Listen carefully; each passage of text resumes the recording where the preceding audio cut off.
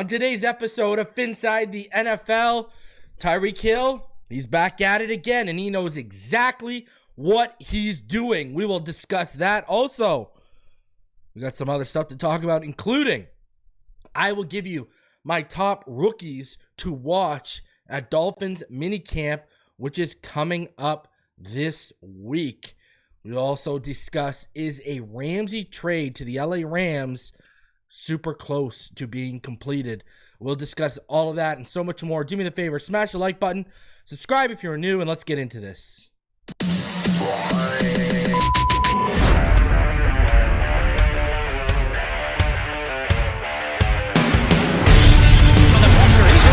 Loses the football. Touchdown! You have got to be kidding me. Jalen Waddle has a Dolphin touchdown. And he will score. Field on the near side, man open. Touchdown!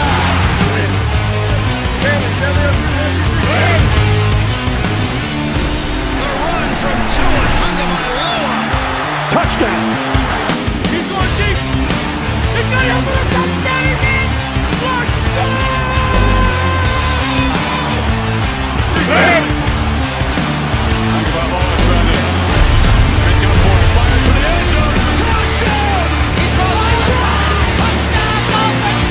Beautiful day to be a Dolphin fan. Let's go!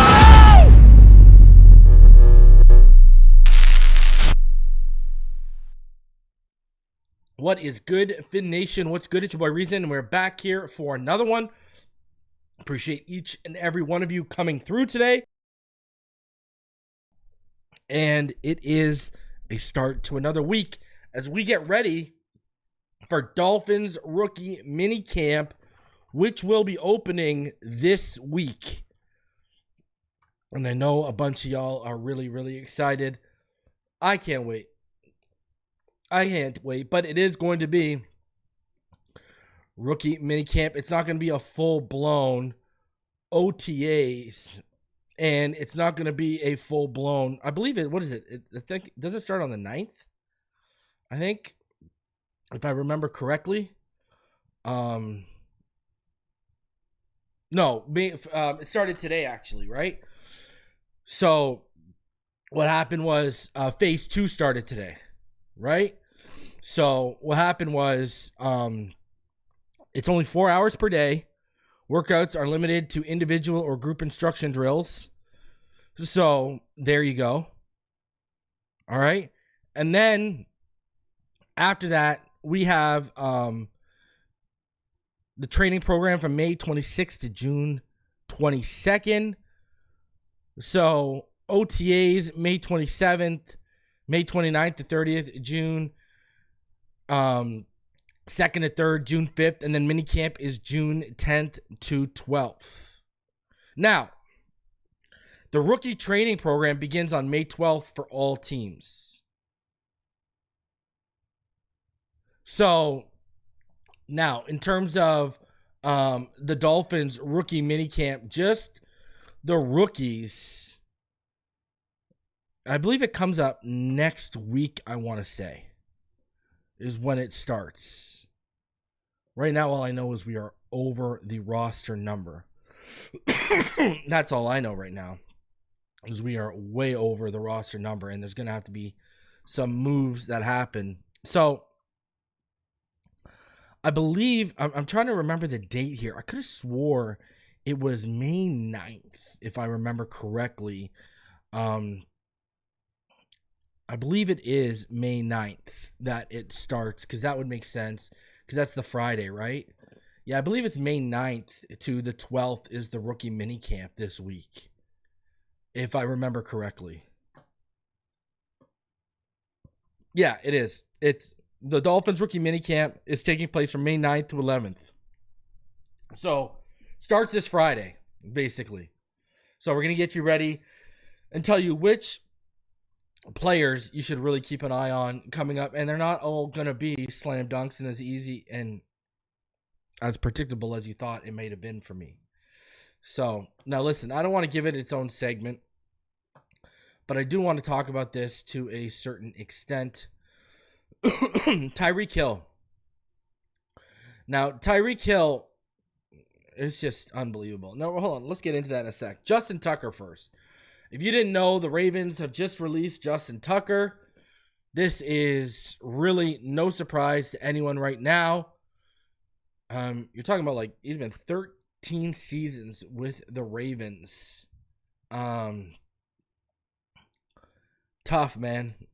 Justin Tucker, I believe he's accused of, I want to say it's there's 16 allegations against him right now, I think, if I remember correctly. So, and I mean, hey, 8-time All Pro, 7-time Pro Bowler, 2010s All-Decade team. But, brother, when you're a POS, you're a POS. And it is what it is. I don't know why anyone's shocked. So he's been accused of appropriate behavior by 16 massage therapists from 8 different Baltimore spas and wellness centers. And all of the alleged incidences took place during sessions between 2012 to 2016. Tucker's first 5 years in the NFL. So we're talking about, guys, this is almost 9 years old, and it's finally catching up to him. Think about that for a second. 9 years. Now, Watson wasn't 9 years, but it was a couple years that had been going on, right? But this kind of just furthers the point. 8-time All-Pro, 7-time Pro Bowler, 2010s All-Decade team, longest field goal in NFL history, highest career field goal percentage in NFL history. They're going to protect the Golden Boys no matter where they are. Like, that's what this just shows me. If you produce and you produce at an elite level for your position, they will actively try to cover this stuff up. And that's the realization of the fact with this whole Justin Tucker thing. Like I've told you guys, I've heard that this, and there you go, we got dates. I've heard that Justin Tucker's wife's already been dealing with this stuff for years in Baltimore. Everyone already knew what time it was locally. This is just getting national attention now. But from everything I understand, his wife's known about this for quite some time and stood right by his side. So whether that speaks on her loyalty or how naive she is, I don't know. But hey, she's standing by her man. That's all I know. So,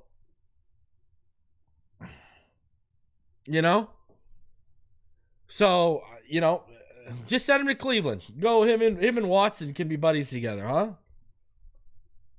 That situation's going to be a disaster this year, man. Between Shador, Watson's nonsense, like Dylan Gabriel drafted that highly, which was ridiculous. Oh, man. And 10-17 man is right. I've talked about this, brother. This is nothing new in the NFL. I keep telling people this, and maybe they'll start listening now that they see some dates attached that has been going on for 9 years. There are legitimate cleaners in the NFL. They know how to handle these situations. They know how to make these situations go away. When you're dealing with, multi tens of $billion businesses, hundreds of billions of dollars, yeah, you know how to hire people to make stuff go away.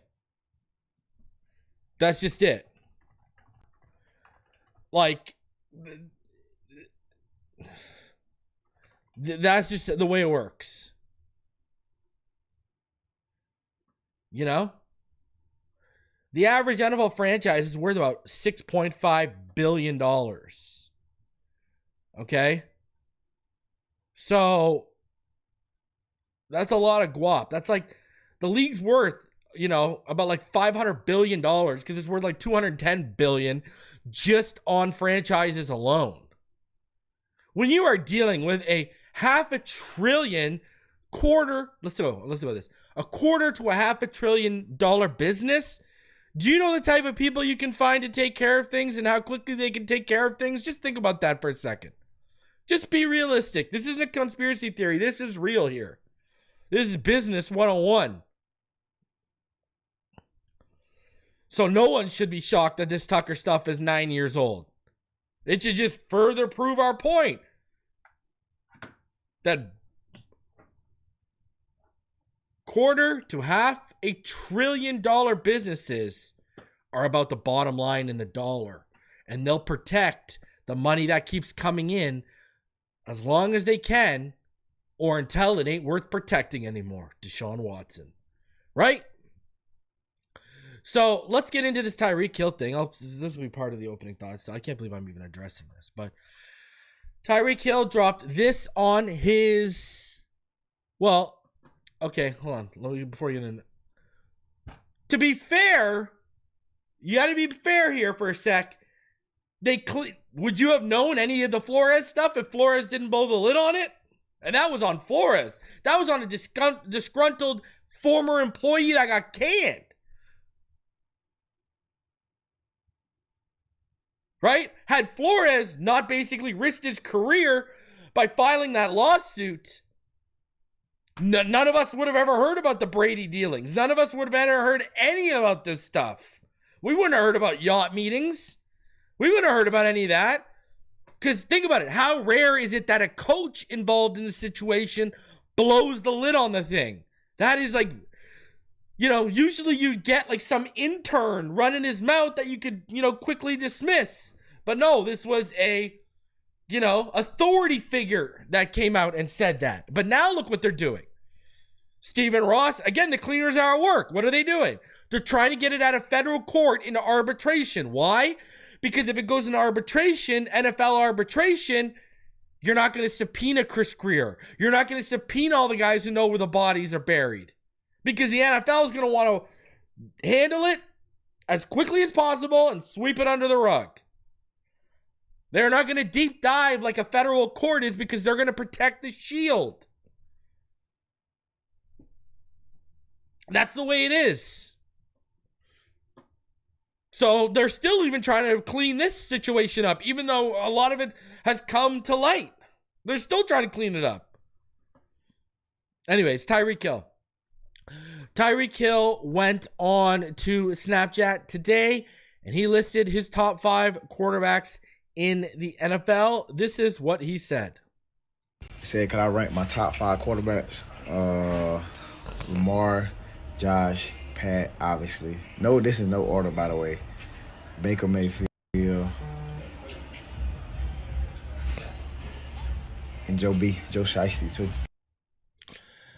So, listen, the reason why I was actually a couple minutes late was because I was hearing whispers that that clip had been clipped and that the original, he said, prior to listing those, I'm going to leave 2 out of this list, obviously. Now, I went to his Snapchat. I watched the clip. I can confirm that in no way, shape, or form does Tyreek Hill mention Tua, whether he's leaving him off the list or whatever the case may be is.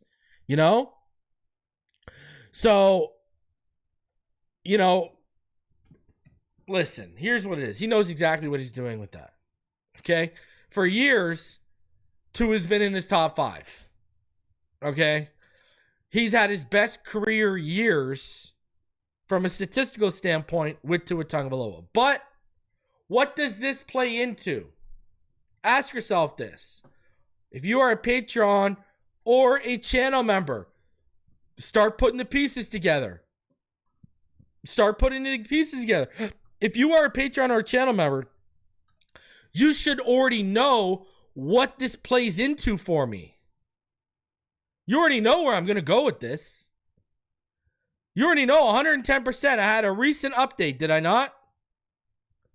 I had an update 12 days ago. Okay?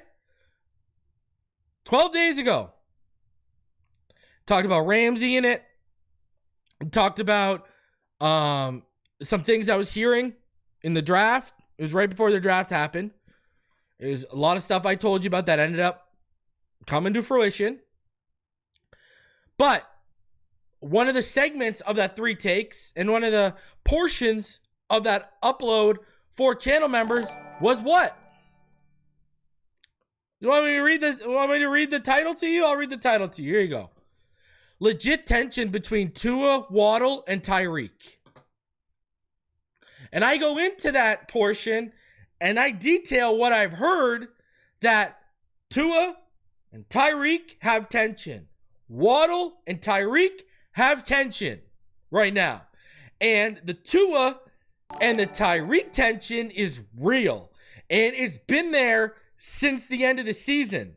Now, have they talked since they all reported to OTAs? Sure, maybe, I don't know.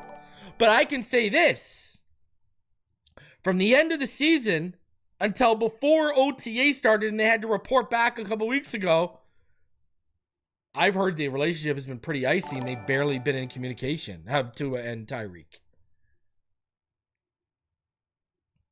I literally had this update. Go look if you're a channel member. Go to the community tab 12 days ago and check that post out. If you are a Patreon, go check the video from 12 days ago on 3 takes where I discussed the same thing. I've known there's legit tension between Tyreek and Tua since the season ended, and I detail it in those updates of what I know about the situation and why the tension is there. So I'm not shocked Tyreek left them off. If you've been following me and if you're a channel member or a Patreon, you're not shocked either, because you're like, oh, this plays into what Reason just told us 2 weeks ago. There's legit tension between these two guys. That literally just plays into that. Tyreek knew exactly what he was doing by leaving Tua off that list. He knew exactly what he was doing. 110%.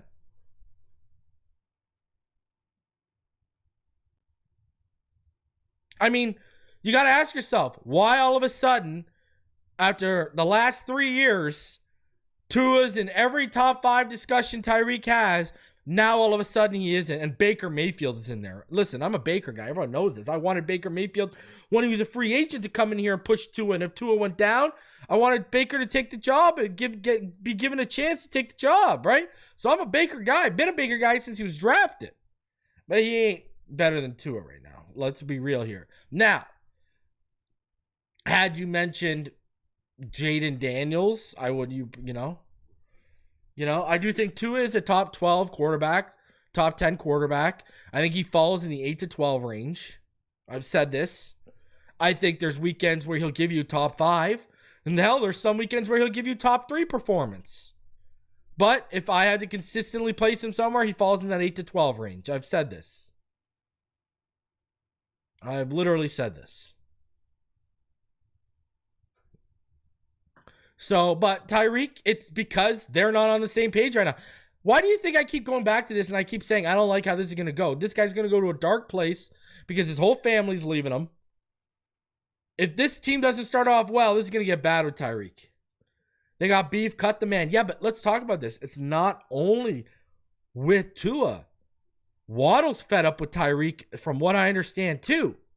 Now, if you go back and if you're a channel member or Patreon and you play the memory and you search in your memory with me, you'll remember, right? Before Waddle had signed that extension months prior, I had an update out where I had heard that Waddle was not happy playing second fiddle anymore, right?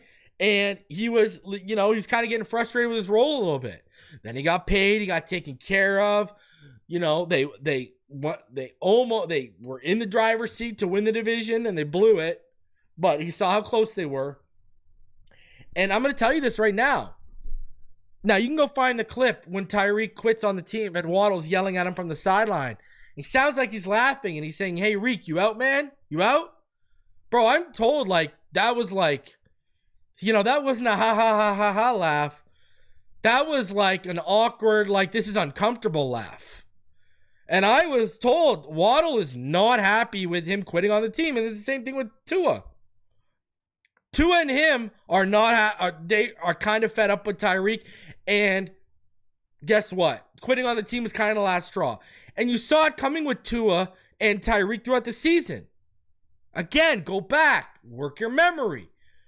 This year, we saw McDaniel and Tua call out Tyreek more than they ever have for missed routes, missed landmarks, missed assignments. They were calling him out every time he was missing something. And we had never seen that before. Tua would never call. They were straight up calling him out. And then when he quit on the team, that was pretty much it. Now, if you want to know why Reek is mad at Tua, because Reek is mad at Tua, go become a Patreon, go become a channel member, and you can check that out. All right? Shout out to Penn. She just donated 5 memberships, so we got 5 new people that can go check it out. So I'll say this. Jonathan Lizama, Khalil Coker, Walt, 1896 Vice, Justin. Go to the community posts. I have one from 4 days ago, but I have one from 12 days ago. Go check the one out from 12 days ago.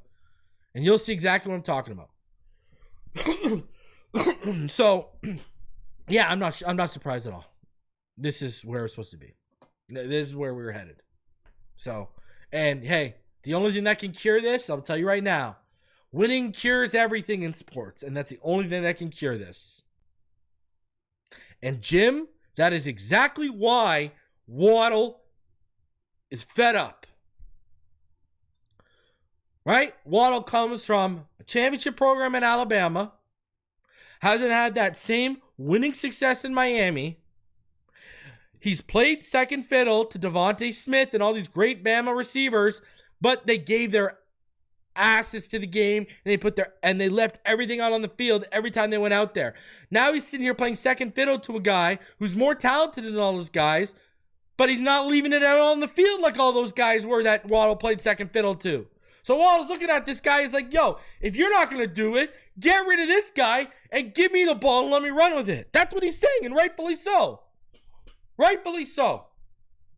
I support Jalen Waddle. Let me put it that way. All right? I'm Team Waddle on this one. So, anyways. Now, Jalen Ramsey. Where are we at with this situation? Here we go. Sean McVay discussed a potential Ramsey trade. He said those conversations are ongoing. 2025 NFL draft has come and gone. Jalen Ramsey remains a Miami Dolphin. With several possible landing spots for the veteran corner still available, reunion with the Rams isn't off the table. During an interview with Adam Sheen of SiriusXM's Mad Dog Sports Radio last week, Rams head coach Sean McVay was asked about the possibility of once again trading for the star corner. Quote, there's not too much of an update. He's a total stud, and you look at, obviously, he's continued to play at a really high level. He and I have kept in great touch even since we ended up trading him to Miami. Special competitor, great person, great father. There are a lot of layers when you're talking about a player of his caliber with regard to the contract compensation that we would be looking for in exchange for receiving a player of his magnitude. And those conversations are ongoing, as I'm sure they are with multiple teams. And we'll see, but we're never going to shy away from opportunities to increase the competitiveness of our roster now or add great players as long as it fits within the framework of everything that an acquisition like that would entail. Since the Dolphins and Ramsey agreed to search for a new home for the corner, the Rams have been a logical destination. Neither general manager Les Snead nor McVay had closed the doors. It's not a glaring need for LA. Still, Ramsey would certainly bring championship experience and upgrade a crew headlined by Darius Williams, Akello Witherspoon, Quentin Lake, Kobe Durant, and others. LA didn't use a pick on a corner during the 2025 NFL draft. With the draft in the rearview mirror, there's a little rush to get a deal done at this stage. Waiting until after June 1st would allow Miami to split some of the cap hit. The big question in moving Ramsey will be how much money the Dolphins will have to eat in a deal and what the draft compensation will look like. So, you know, it continues to basically be multiple teams are interested in acquiring Jalen Ramsey, but the holdup continues to be the money he's being paid. Teams don't want to take on all that money. That's just where we're at right now. Teams don't want to take on that cap hit. Right? He's got a 16.661 cap number this year. He's got about $24.235 million in guaranteed salary this year. Now, he's already been paid a little bit here. So, he's already been paid what? Like, I think like $4 million. So, a team would have to acquire like $20-ish million. And I think that's what the issue is. Teams don't want to sit here and give $20 million for a 31-year-old corner. No, I know they weren't discussed in there, but I still really like the Atlanta Falcons and Raheem Morris as a destination too. You know, that would make sense to me. That would make, perfect Tommy. We're going to have to, and this is what I've kind of said. Terrific Tommy says here, we're going to have to be part of his salary. And this is what I've said. Listen, the more salary I eat, the higher draft pick I want.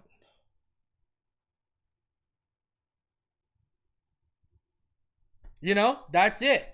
If you're going to force me to take on all that money, okay, I want a third.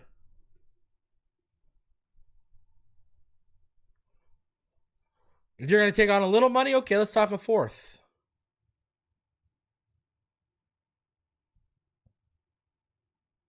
You know? Now, that's the only way I would discuss, like, I wouldn't even discuss a fifth, to be honest with you. That's just a waste of time. But, okay, you want me to take on more of the cap? I'm down. Give me a higher draft pick.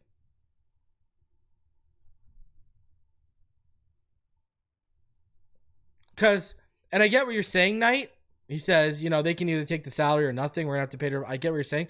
But, bro, ask yourself, with what we just talked about with what Tyreek might be this year, do you want an unhappy Jalen Ramsey in that room as well?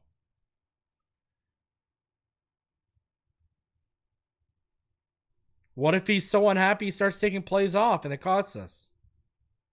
You got to ask yourself, do you even want that? You know? What you want to do is create a bidding war. I want to create a bidding war between Raheem Morris, a former McVay disciple, and McVay for Ramsey. Which one of you is going to take on the most salary? Which one of you is going to give the highest pick? Listen, I don't want to trade Jalen Ramsey because I agree with what Knight said. We're going to have to pay to replace him 110%. But they got an extra third this year. They might get something for Ramsey. I keep telling you, I think they're going to trade for someone. I think they might sign, some players out of second wave of free agency, but I think for a corner, I think they're going to try and make a trade. I think they're look at the market, man. Who can you really sit here and say is a number one? Asante Samuel? I've said this. I think they're going to try and trade for Jair Alexander. I've said this before. I think that's what's in play right now. Green Bay doesn't want to pay him. Miami's looking at this as, okay, what's the better option? Trading Ramsey and sticking with Storm Duck, Kader Kohu, Cam Smith, and the rest of these guys, or trading what we get for Ramsey or that third-round pick for Jair, paying him, and then at least getting him for 12 or 13 games. It's kind of the same reasoning they had for Teron Armstead on offense, right? Yeah, we're going to pay him this money, and we're probably only going to get him for 12 to 14 games, but when we do get him for those 12 to 14 games, he's going to be one of the best in the game at his position. They're probably looking at Jair Alexander like that. Okay, we're probably going to get a discounted trade value because we're going to have to give him new money. That's number one. We're going to move Ramsey's money off the book so we can afford this. And then, hey, is he going to play 17 games? Probably not. But for those 12 or 14 we get, we're going to have a legit number one corner. That's what I think the play is going to be. Because look at Greg Newsome. You want to trade for Greg Newsome? He's not a number one. You want to trade for Jalen Watson? He's not a number one. You want to trade for Amik Robinson? He's a slot guy. So what, you're going to push out Go to number one? That's the issue you're running into. There are not a lot of options at corner. And that's what drives me up the wall further with this situation. You've known since before the combine about this Ramsey stuff. Why did you sit on your hands in free agency?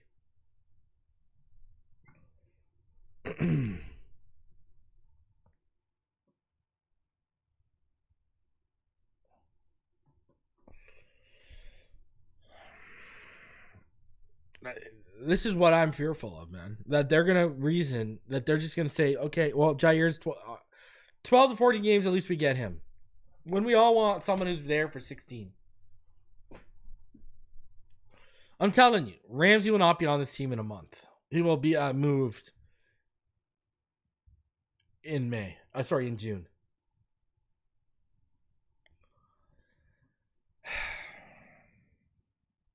Unbelievable.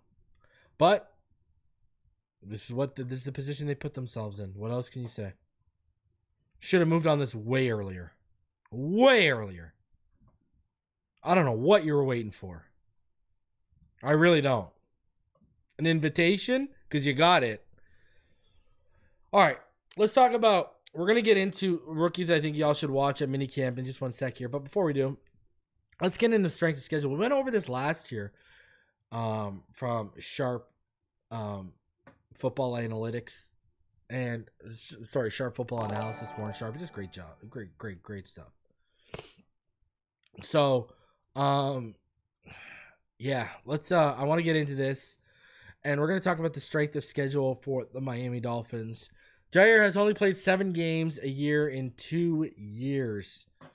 Yep, just go back to my Teron reasoning. I'm telling you. Listen, take away the injuries aside. What's the best option on the market, trade-wise, signing-wise? It's Jair Alexander. We know this. And they put themselves in a position where, what are you going to do? Get a bunch of number 2s and hope one emerges as a 1? Greg Newsome got benched last year. You know? I think Jalen Watson is a 2, but you need a 1.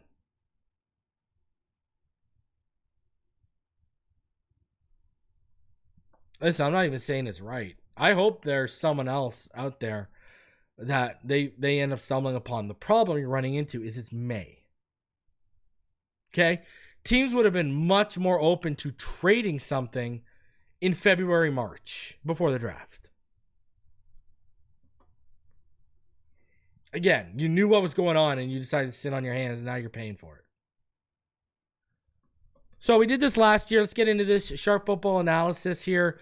We went over the strength of schedule last year. Let's go over it right now. So you look at the strength of schedule in the regular season. You got teams with the easiest schedule in 2025 are the Niners, the Patriots, the Saints, the Falcons, the Bills. The hardest schedules are the Giants, the Browns, the Lions, the Eagles, and the Vikings. Now, this is all preseason, right? Like injuries and a lot of stuff can change strength of schedule. So if you look at us, we are actually 9th in terms of strength of schedule right here, right? And yet our win total, Vegas win total is about 8.5. About 3 behind the Bills at 11.5. And 2 behind the Niners at 10.5. I mean, look at, they only have 2 teams in the top 10 of the easiest schedule in the 2025 Vegas win total above double digits. Now, what's interesting here is when you start to compare, all right? So what you happen here is, look at this. The Miami Dolphins are forecasted to have the 9th toughest strength of schedule. Last year, they had the 2nd toughest strength of schedule. So they've dropped quite a bit. 7 spots. And look at what we got last year. So that kind of explains why the Vegas win total is what it is. That kind of explains it to you right there, right? They had the second easiest strength of schedule last year, and they crapped the bed. Now you got the 9th forecasted easiest strength of schedule. Probably not going to get much better. So, interesting. And now look at this. Historical data confirms this. Year in and year out. Teams that are predicted to have the easiest schedule are far more likely to finish with winning records. Teams that are predicted to have the hardest schedule are far more likely to finish with losing records. The vast majority of teams forecast to have winning records and predicted to have easier than average schedules finish with winning records. 11 of 14 such teams in the last 2 years had winning records. The vast majority of teams forecasted to have losing records predicted to have harder than average schedules finish the season with losing records. 12 of 15 of such teams in the last 2 years had losing records. So, we're like in the middle, right? Because 8.5 is literally halfway.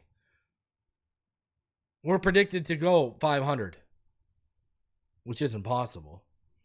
But if they were predicted, let's say you round up, so 9, then we'd fall under this. The vast majority of teams that have winning records and predicted to have easier than average strength of schedules finish the season with winning records.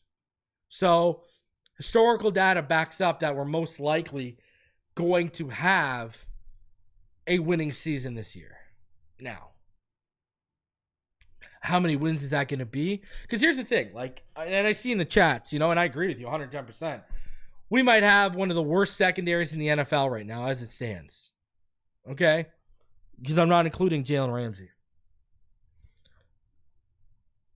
Okay, so let's say we have one of the worst one of the worst secondaries, okay?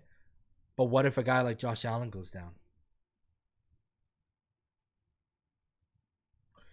That opens up the whole division. Even with our bad secondary, do you think the Patriots are better than us? Do you think the Jets are better than us? Who knows what's going to happen this year? Now, if everyone stays healthy, then yeah, I think the Bills are going to win the division again, 110%.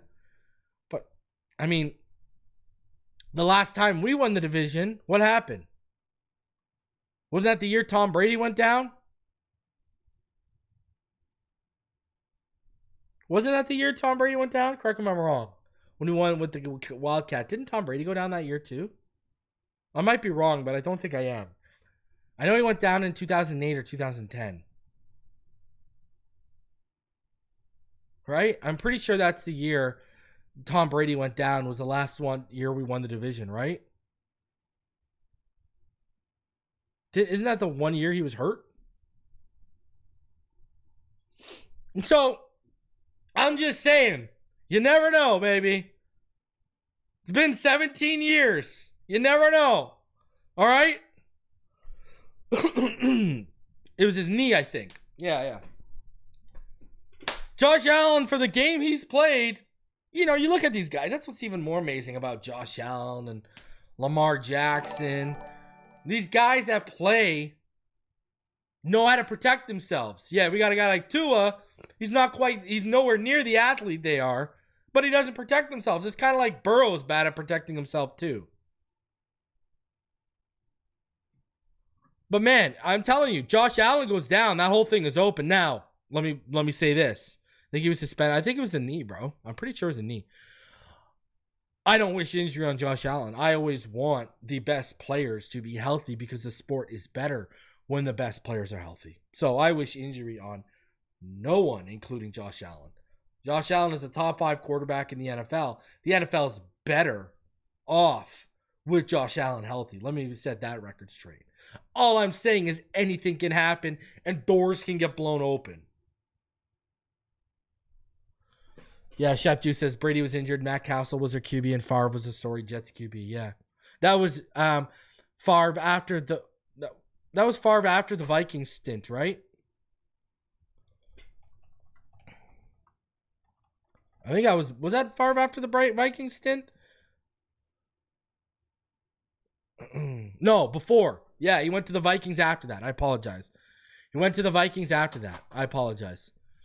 Yeah, because I remember that. He followed Bevel there. Yeah, he followed Bevel there. Our quarterback coach is who he followed over there. And, man, he was much better in Minnesota than he was in New York, eh? Holy jeez. Almost took Minnesota to the promised land, if not for Bountygate.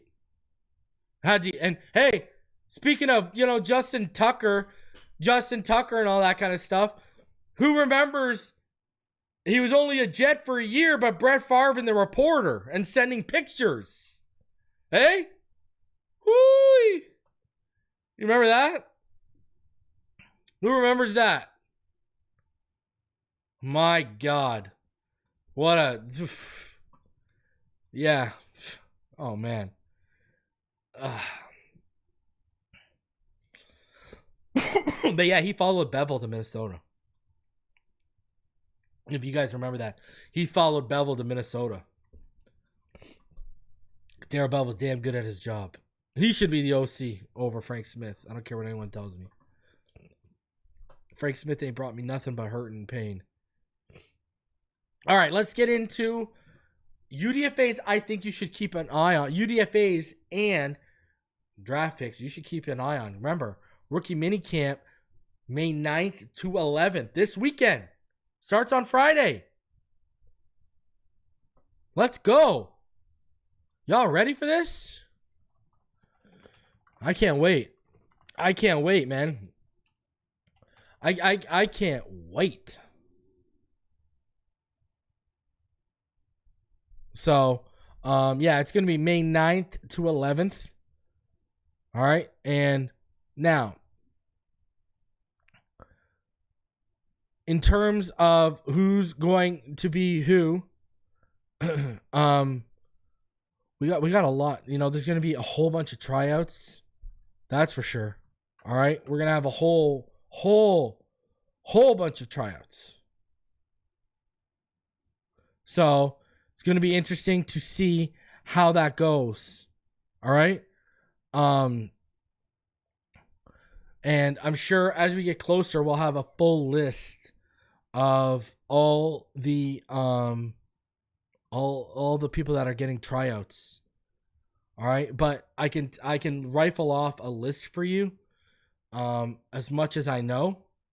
All right, when we're talking about like UDFAs and everything like that, we've already gone over the UDFA list, so I don't think we've already gone over all who the UDFAs are. I don't think all of those are going to be signings. I think some of them are just going to be on a tryout basis. So, anyways, because all the UDFAs they're bringing in are this: Addison West, guard from Western Michigan; AJ Henning, wide receiver, Northwestern; Alex Huntley, DT, South Carolina; Andrew Armstrong, wide receiver, Arkansas; BJ Adams, corner, UCF; Ethan Robinson, corner, Minnesota; Eugene Asante, linebacker, Auburn; Jalen Connors, Texas Tech, tight end; John Sanders, corner, Ole Miss; Josh Preby, guard, Michigan; Neeland Hibbett, long snapper, Alabama; Monterey Baldwin, wide receiver, Baylor; Nate Noel, running back, Missouri; Ted Cushy, offensive tackle, but he might get kicked inside, Western Michigan; and then Theo Weiss Jr.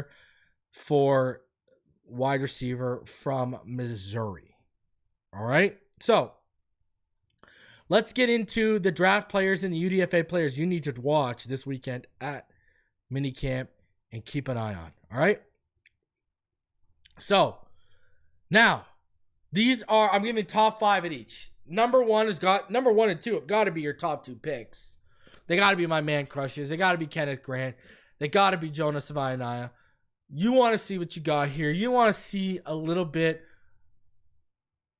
flashing of what you drafted them for. So in terms of that power, that athleticism, we're going to see power on sleds, not on players, because there ain't no pads. But you want to see them display that power. You want to see them display that athleticism. They're going to have plenty of opportunities too. Don't need to be in simulated drills or situations to flash those type of things. Number 3, Jordan Phillips. I'm very interested to see how he looks. This should be one of the top ones, I think. Now, I went in draft order, but Jordan Phillips might be at the top of this list. Jordan Phillips might be at the top of this list because you're going to want to see, why did they draft him? What did they see that we didn't see in the film? with Jordan Phillips. You know? That's where I'm at with that. Jordan Phillips is probably my most intriguing one to watch here because, man, they went out on a limb, right? 6'1.5", 312 pounds. You know, he's raw, but he's only 20 years old. And you like the way he's built, man, how stout he is, the center of gravity. He's going to really help him. His build is really going to help him in leverage battles. Number 4, Dante Trader Jr., baby. I mean, yeah, I'm not huge on Jason Marshall Jr., but this is a very weak safety room that we just talked about. Now, if Dashian Davis and Melifanu can stay healthy, I don't think it's as weak as we think it is. But them staying healthy is a big if. Patrick McMorris ended up showing out in the preseason last year. This is a chance for Dante Trader 2 years in a row to make the scouting department look really smart outside the 5th round. So, considering the competition at the position, it's going to be very interesting to watch Dante Trader and to hear the feedback on how he is at rookie minicamp. And then number 5 has got to be Quinn Ewers. I mean, I think this guy's getting just way too much hate. I'm not going to lie. You know, I think this guy's getting way too much hate. I don't get it. I mean, this guy was, go find mock drafts from September 2024. This guy was a top 10, top 5 pick. He didn't regress that bad. He did not regress from a top 10 pick to into a 7th round pick. I'm sorry. I just won't buy that. I just won't. Now, I think he's a 3rd or a 4th round pick. I've said this before. I think he's a 3rd or a 4th round pick. I do not think he's a 7th round pick. I'd say more 4th is what I'd lean on him for.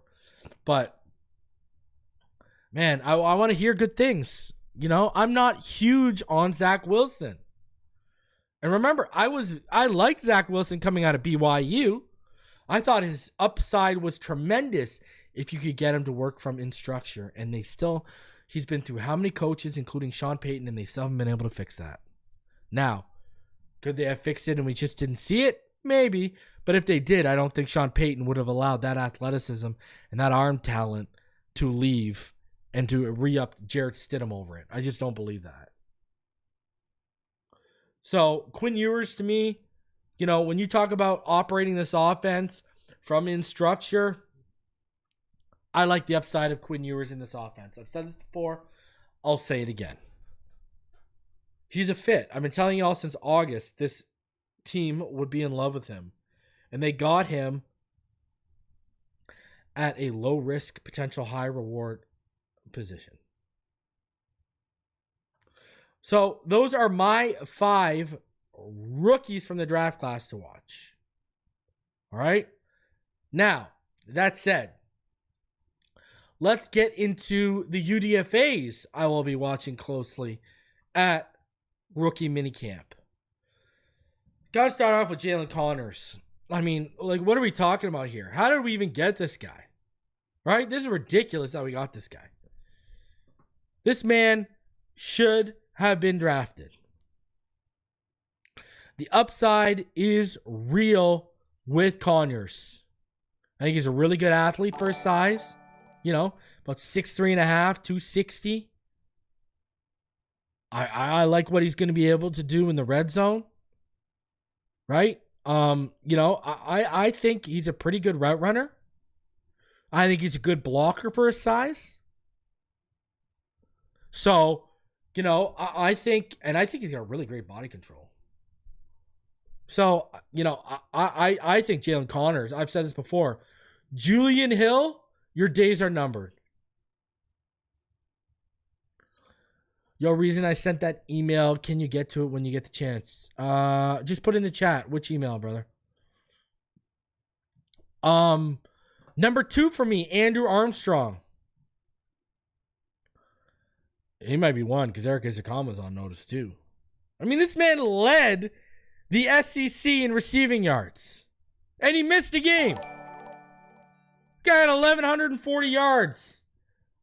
I think only one touchdown is probably what hurt him. So, I think, like, this guy led the SEC. What are we talking about here? I thought he was going to get drafted.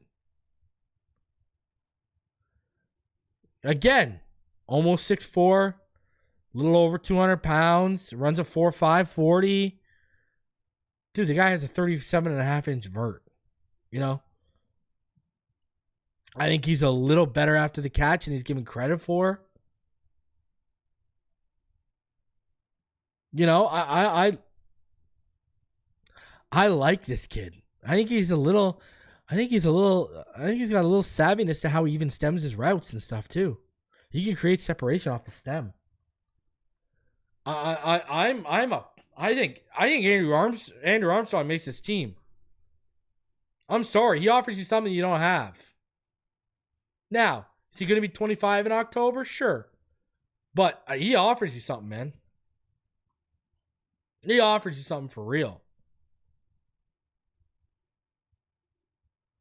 Eugene Asante, you know why I got him on this list? He's a better version of Channing Tindall. He's another good athlete. Really good athlete.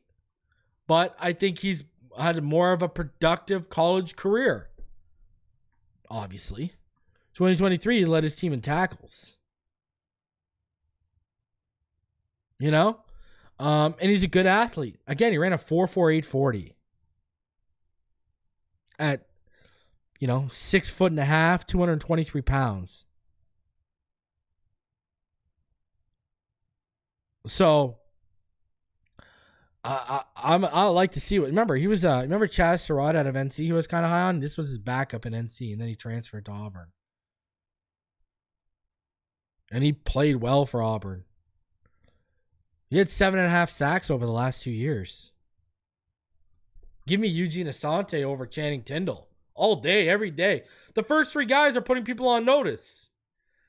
John Sanders is number 4 to me here. Now, yeah, I know this. Listen, here's the thing with John Sanders Jr. Okay? You got legit ball production. Okay?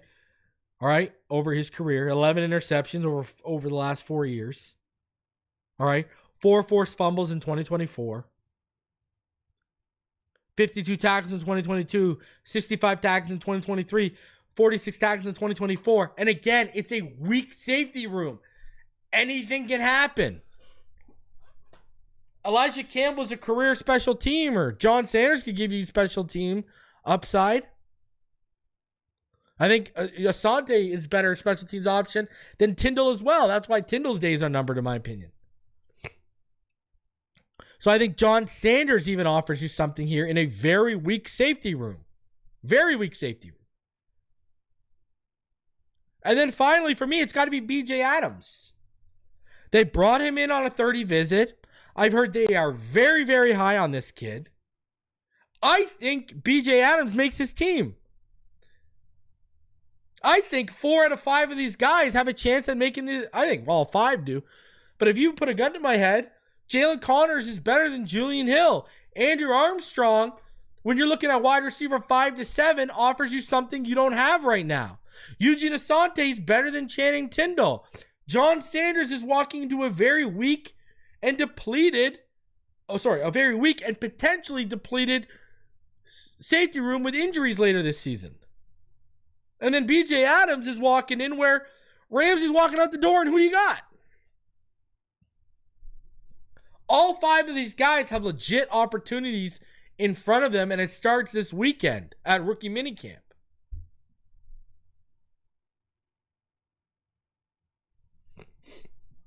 So those are the 10 rookies, 5 from the draft class and 5 from the UDFA class that I will be watching this weekend at rookie minicamp and keeping tabs on. Russell says, after watching film on Ewers, I see Kirk Cousins. Bold statement. They're going to run you out of here, bro. Okay. You know what's funny? Like, I hate how people are automatically or comparing him to Skylar Thompson. Brother, this guy is much better than Skylar Thompson. Okay?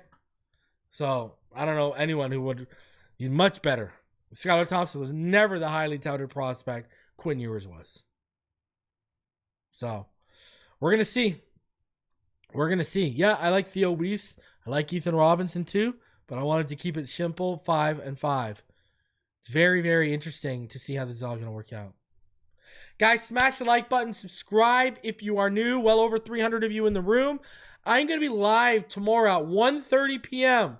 with Ryder McConville. We're going to talk about everything from the draft to the Dolphins heading into the season. So check us out, 1:30 p.m. tomorrow. I'll be live. All right. Wednesday we'll be live at night, 7:15. Me and Doug Lee for the starting lineup. All right. Fins up all day, every day. And we'll see you on the next one. Smash the like button. Love y'all. Take it easy.